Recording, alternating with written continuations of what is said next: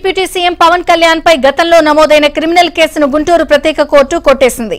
గతేడాది జూలై 9న వాలంటీర్లు అసాంఘిక శక్తులుగా మారారు అంటూ పవన్ చేసిన వ్యాఖ్యలు కొందరు ఫిర్యాదు చేశారు. ఈ వ్యాఖ్యల ఆధారంగా కేసు నమోదు చేయాలంటూ పబ్లిక్ ప్రాసిక్యూటర్ కు అప్పటి ప్రభుత్వ ప్రధాన కార్యదర్శి అజయ్ కుమార్ జైన్ ఆదేశాలు జారీ చేశారు. ఈ కేసు ప్రత్యేక న్యాయస్థానానికి బదిలీ చేసి పవన్ కు నోటీసులు జారీ చేశారు. అయితే విచారణలో తాము ఎలాంటి ఫిర్యాదు చేయలేదని వాలంటీర్లు తెలపడంతో కోర్టు కేసును కొట్టివేసింది.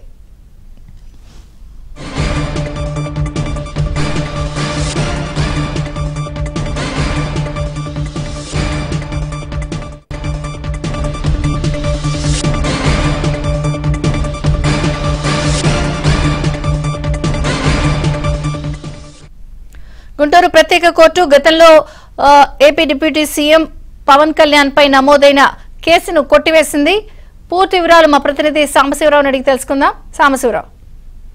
Vijay Chandrika, AP deputy CM Pawan Kalyan గతంలో జనసేన పార్టీ అధ్యక్షుడు ఉన్న సమయంలో ఎన్నికల ప్రచారంలో వాలంటీర్లపై చేసిన వ్యాఖ్యలకు సంబంధించి పవన్ కళ్యాణ్ పై నమోదైన క్రిమినల్ కేసును కూడా కొట్టివేస్తూ గుంటూరు జిల్లా న్యాయస్థానం అయితే ఆదేశాలు జారీ చేసినట్టు కూడా తెలుస్తుంది. గత ఏడాది జూలై 9న వాలంటీర్లు అసాంఘిక శక్తులుగా మారారంటూ కూడా పవన్ కళ్యాణ్ వ్యాఖ్యలు చేశారంటూ కొంతమంది పవన్ కళ్యాణ్ పై ఫిర్యాదులు చేయడం జరిగింది. అది వాలంటీర్ల పేరుతో జరిగిన ఈ ఫిర్యాదుకు సంబంధించి తాజాగా న్యాయస్థానంలో ఆ వాలంటీర్లను పిలిచి విచారించగా తాము ఎలాంటి ఫిర్యాదు చేయలేదు, కేసుకు సంబంధించి తమకు ఎలాంటి సమాచారం లేదు, మేము ఇవ్వలేదని వాలంటీర్లు న్యాయమూర్తి ఎదుటి చెప్పిన నేపథ్యంలో ఆ కేసును కూడా కొట్టివేస్తూ కూడా గుంటూరు ప్రత్యేక కోర్టు న్యాయమూర్తి శరత్ బాబు అయితే కేసును కొట్టివేసినట్టు కూడా తెలుస్తుంది. గతంలో ప్రభుత్వ ప్రధాన కార్యదర్శిగా ఉన్న అజయ్ కుమార్ జైన్ ఆదేశాల మేరకు అప్పటి గుంటూరు జిల్లా పబ్లిక్ ప్రాసిక్యూటర్ ఇచ్చిన ఫిర్యాదు మేరకు సెక్షన్ 499, సెక్షన్ 500 కింద కేసులు నమోదు చేసినట్టు తెలుస్తుంది.